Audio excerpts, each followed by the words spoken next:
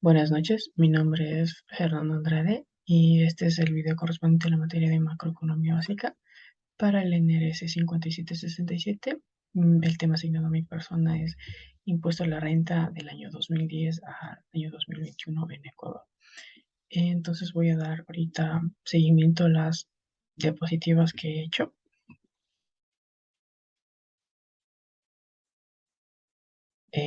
Listo.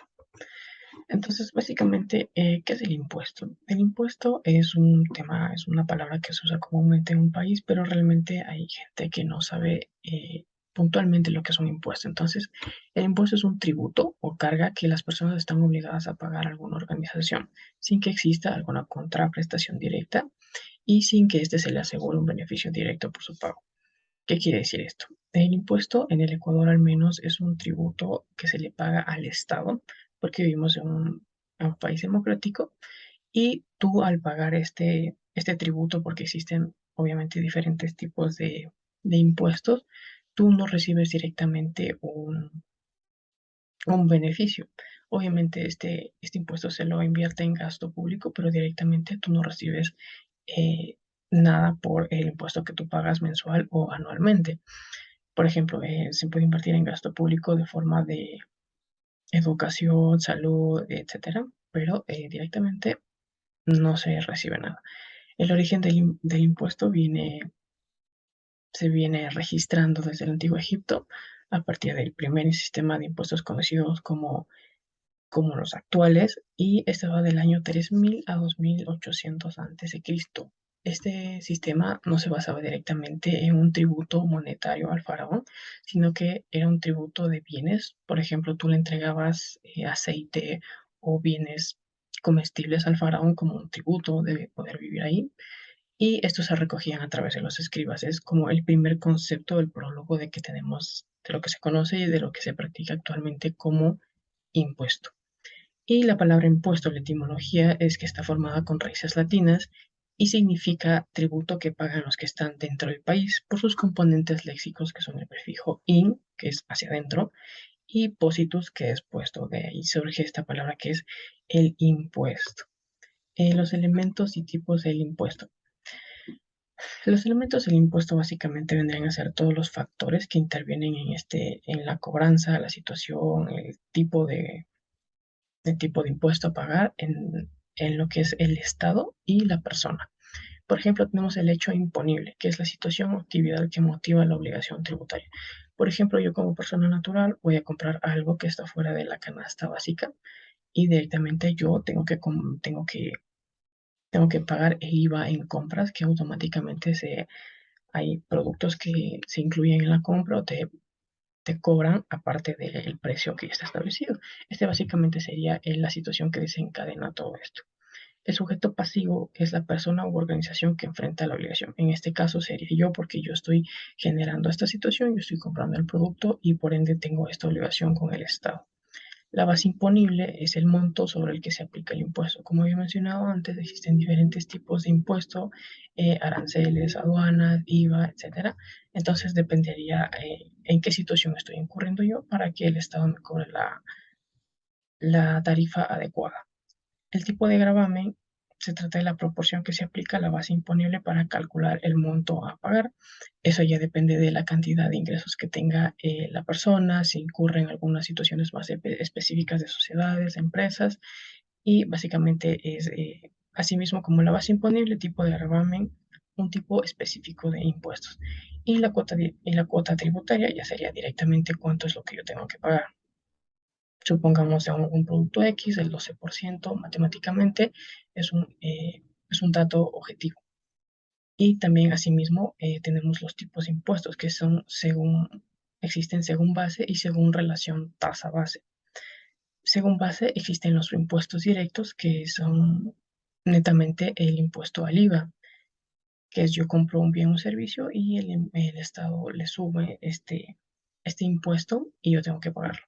Y los impuestos directos son el impuesto a la renta, que hace referencia a que una persona supera cierto ingreso, cierto nivel de ingresos, y a partir de ahí tiene que empezar a pagar un impuesto específico. También están la relación tasa-base, que son los progresivos. Por ejemplo, a mayor base, mayor será el impuesto. Se llama progresivo porque tiene impuestos con una tarifa más alta a personas con más recursos monetarios. Proporcionales son que todos los contribuyentes pagan la misma proporción según su base. Sin importar su situación económica, todos pagan igual hasta cierto punto, es equitativo. Y los regresivos es que las personas pobres, como comúnmente se conocía antes que las leyes eran hechas para beneficiar a los más ricos, los pobres terminaban pagando muchos más impuestos de los que pagaban los ricos. Estos serían los tipos de los elementos y los tipos de impuestos que existen. Em, Ok, la definición puntual del impuesto a la renta. El impuesto a la renta es un tributo que se declara de manera anual, obligatoriamente para las personas naturales que se encuentren o no en relación de dependencia con ingresos mayores a $11,212 anuales. Es decir, el porcentaje a cancelar al SRI dependerá de la fracción básica que sumen tus impuestos y que sumen tus ingresos y de tus gastos. Básicamente es una persona que tiene al menos un buen estatus monetario salarial que sobrepasa estos $11,212 y es a partir de este punto, deduciendo gastos y otras cuestiones, que empieza a pagar cierto porcentaje de impuestos al Estado. Porque, como ya habíamos visto anteriormente, este se diferencia de personas que solo ganan directamente el básico, de personas que llegan a ganar $11,000 anuales. Obviamente el impuesto no debe ser el mismo para ambas personas. Y el impuesto a la renta en 2016. Aquí tengo una tabla que es una tarifa condicional del impuesto a la renta para sociedades en el Ecuador a partir del 2010 hasta el 2020. En Ecuador, las personas naturales no obligadas a llevar contabilidad se aplica una tarifa comprendida entre el 1 de enero de cada año y el 31 de diciembre de cada año.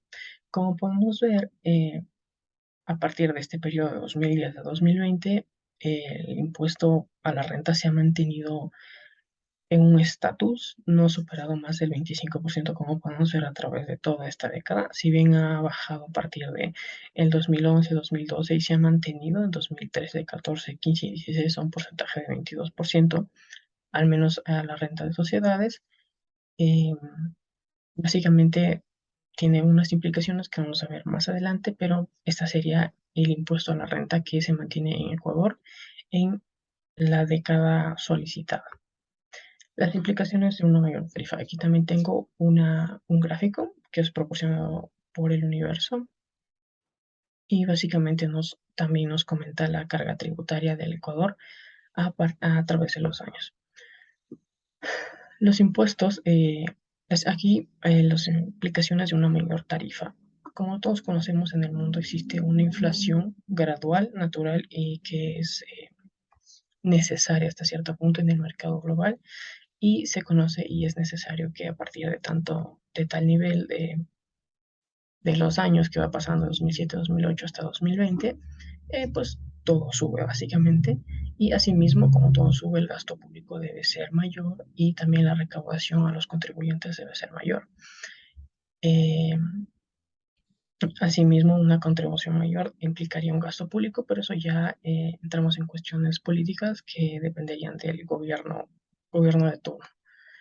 Algo aquí que yo quería recalcar es que en el 2016 y 2017, que fue el año que ocurrió el terremoto en Ecuador, como podemos ver, de un 21,96% baja drásticamente un 19,83% la carga tributaria, puesto que en ese año y años posteriores el Ecuador entró en una especie de recesión económica por lo del terremoto en Manabí, que fue muy fuerte y tuvo repercusiones económicas en todo el sistema, en todo el mercado. Entonces, básicamente eso sería lo que es el impuesto a la renta en Ecuador, las implicaciones, sus definiciones y tarifas, y cómo ha ido aumentando de manera gradual en el Ecuador hasta el año 2020, y cómo lo seguirá haciendo progresivamente en años siguientes. Mis referencias y pues espero que la presentación haya sido de su agrado. Muchas gracias.